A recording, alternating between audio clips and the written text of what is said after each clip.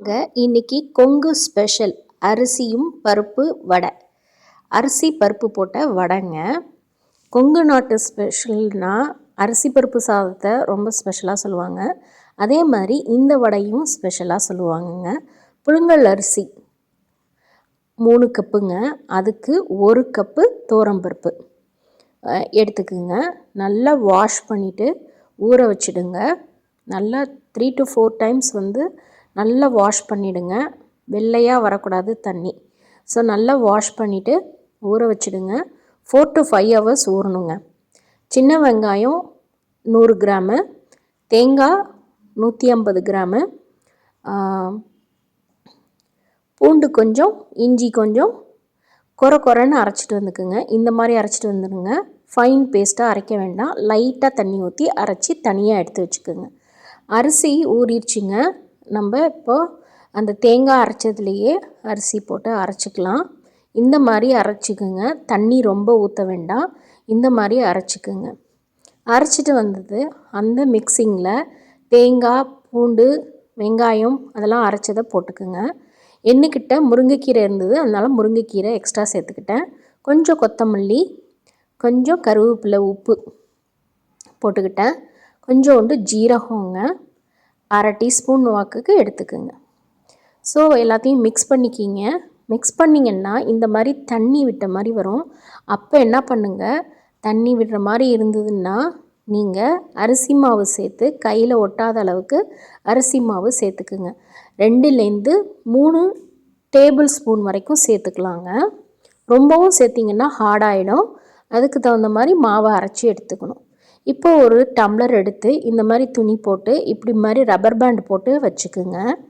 இதை வெட் பண்ணிக்கிங்க. தண்ணியை இது பண்ணி வெட் பண்ணிக்கிங்க. ஈரம் பண்ண பிறகு இந்த மாதிரி பண்ணிக்கணும். இந்த மாதிரி பண்ண பிறகு நீங்கள் மாவை எடுத்து இந்த மாதிரி ரவுண்ட் ஷேப்பில் தட்டி நீங்கள் டைரக்ட் எண்ணெயிலையும் போடலாம். இல்லை அப்படின்னா கையிலையே கூட நீங்கள் இது பண்ணி போடலாம். இந்த மாதிரி போட்டிங்கன்னா நல்லா ப்ளஃபியாக நல்லா உப்பிக்கிட்டு வருங்க. கையில் பண்ணும்போது டைம் இல்லை எனக்கு அப்படின்னு நினச்சிங்கன்னா நீங்கள் டைரெக்டாக கையிலையே வச்சு அப்படியே தட்டி நீங்கள் போட்டுடலாம். நான் அதையும் செஞ்சு காமிச்சிருக்கேன், இதையும் செஞ்சு காமிச்சிருக்கேன். இது பாருங்கள், அப்படியே ப்ளஃபியாக பூரி மாதிரி உப்பி வருங்க. அவ்வளோதான் டிஃப்ரென்ஸு. ஆனால் இதில் ஒன்று என்ன அப்படின்னா, சுட சுட சாப்பிட்டிங்கன்னா சூப்பராக இருக்குங்க. செஞ்ச உடனே சாப்பிட்ணும், இம்மீடியட்டாக சாப்பிட்ணும் அப்படின்னா நீங்கள் இதை ட்ரை பண்ணுங்கள். ஆனால் டேஸ்ட்டு இதை அடிச்சிக்க முடியாதுங்க. அதுக்கு சட்னி செஞ்சுட்டு சாப்பிட்டிங்கன்னா ரொம்ப சூப்பராக இருக்கும். நீங்களும் செஞ்சு பாருங்கள். இப்போ நான் அந்த மாதிரி துணியில் தட்டி போட்டதுங்க.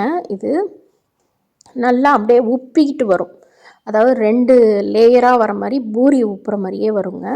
அப்படி உங்களுக்கு முடியல, இதில் வரலை அப்படின்னா நீங்கள் டைரெக்டாக கையிலையே வச்சு ஜஸ்ட் இங்கே பாருங்கள், இப்போ காட்டுறேன் பாருங்கள், அப்படியே கையிலையே வச்சு இதே மாதிரி நீங்கள் தட்டி கூட போட்டுக்கலாம்.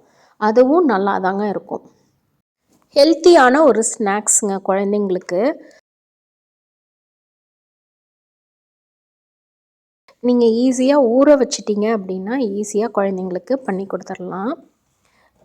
இது கொங்கு நாட்டில் பயங்கர ஃபேமஸுங்க. ஐ மீன் கோயம்புத்தூரில் இது பயங்கர ஃபேமஸுங்க. எப்படி சேலத்தில் செட்டு வடை செய்வாங்களோ அந்த மாதிரி கோயம்புத்தூரில் இது ஸ்பெஷலாக செய்வாங்க. இப்போது ரெடிங்க, பிளேட்டிங் பண்ணிடலாம். இதுக்கு ஆப்டாக இருக்கிறது தேங்காய் சட்னிங்க. தேங்காய் சட்னியோட இந்த காம்பினேஷன் சூப்பராக இருக்கும். நீங்களும் செஞ்சு பார்த்துட்டு எப்படி இருக்குன்ட்டு சொல்லுங்கள். பாய் பாய்.